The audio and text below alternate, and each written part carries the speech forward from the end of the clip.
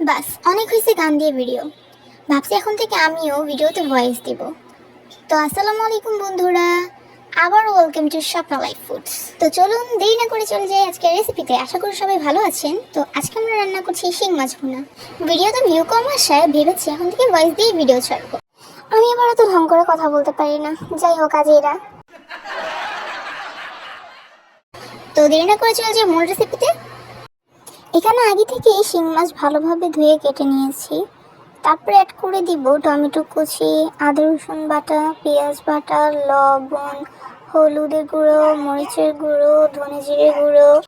তারপরে তেল অ্যাড করে দিয়ে পানি দিয়ে এটাকে ভালোভাবে ঢাকনা দিয়ে রান্না করতে দেব। চলো অপেক্ষা করি। এবার ঢাকনাটা দিলে দেখা যাক কতটুকু রান্না হয়েছে। আরে বাহ, ঘ্রাণে তো পাগল হয়ে যাবে মাশাআল্লাহ। এখনই লোভ লাগতেছে দেখে অনেক বেশি।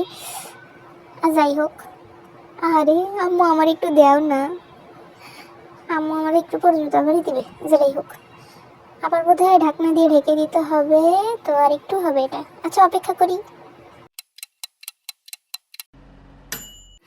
তো ফাইনালি আমাদের শিং মাছের তরকারি রেডি। আলহামদুলিল্লাহ, মাশাল্লাহ মাশাল্লাহ, কি সুন্দর। এখনই তো আমার খেয়ে ফেলতে ইচ্ছে করতেছে, যদি এখন আমি খেতে পারবো না এটা।